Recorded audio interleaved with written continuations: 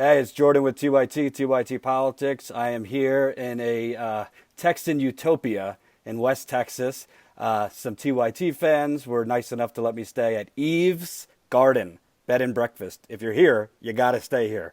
Majestic. I'll give you a tour later. But beautiful place, Eve's Garden in Marathon, Texas. And today is the beginning of our TYT Politics End of the Year Awards. This is our inaugural. And ours will be a little bit different than the cheesy ones you see on mainstream media.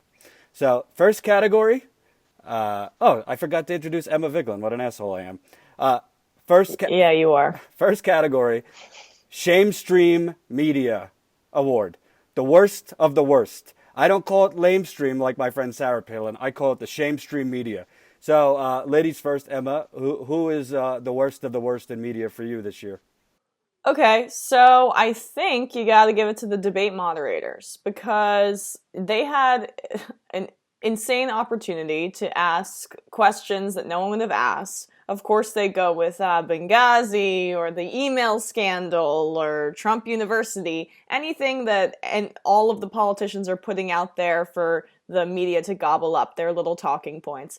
They could have gone with a question on climate change, not one question on climate change for Donald Trump or Hillary Clinton during the debate. They could have gone with a question on political corruption, on campaign finance reform. Not one question about either of those topics in either of the general election presidential debates, which is shameful because those are the two issues that I think are most important right now in terms of the future of the country. But they don't really care about the future. They care about the present because in the future, they won't even be in existence anymore. They will be out of work.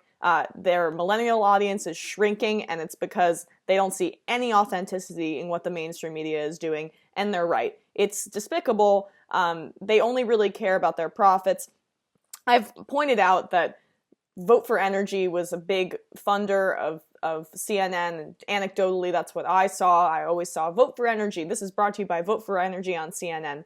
That's no coincidence that CNN didn't ask a climate change question. They're being funded by the American Petroleum Institute. And if you ask anyone in Washington what they would think of what I'm saying, they're saying I'm being conspiratorial. Nah, that's just how the world works. And you're hiring people that aren't interested in the climate change fight because it's not in your financial interests to be interested in the climate change fight. So it's a dereliction of duty.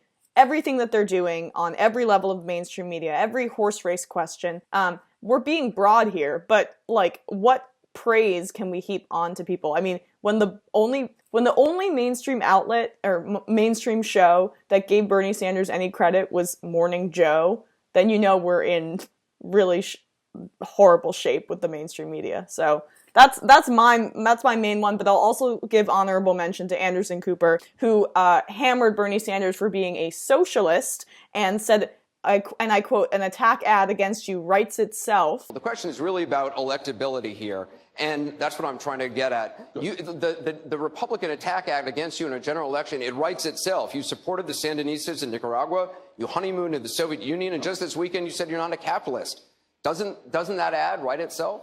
And he also went hard on Hillary Clinton about the TPP, but then asked Ben Carson, what do you like to do to relax? We know President Obama plays golf. We know former President George W. Bush paints now. He used to clear a brush, probably still does out in Texas. What do you do to relax?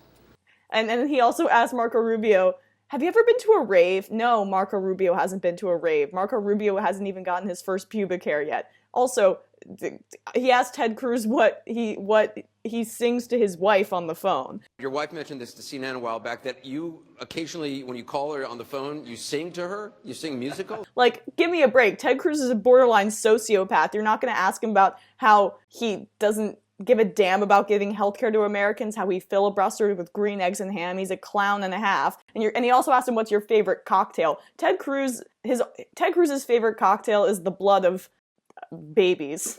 Ted Cruz is a vampire. So maybe be a little harder on the Republicans. That was an absolute dereliction of duty as well. So Anderson Cooper, you have fun in your renovated firehouse. That's where he lives in New York.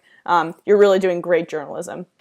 Two responses to your pick. Number one, it's so bad that you actually have a Fox News anchor moderating a general election presidential debate, which is a joke. I don't care if Chris Wallace is better than the rest there. He's still with Fox News, which is not a real news organization. Secondly, Chris Wallace had the audacity to say, it's not my role to play fact checker. Yes, that's exactly what your role is as a journalist. That's your top role. Everything else is secondary. You're supposed to challenge, whether it's on the streets doing a man on the street interview or in the prestigious environment of a presidential debate. You're supposed to challenge people when they don't provide facts. Secondly, Anderson Cooper, and I tweeted about it at the time, when he did that little love tap with Ted Cruz, failed to ask Ted Cruz about why he was the one him and Mike Lee were the senators blocking aid to Flint.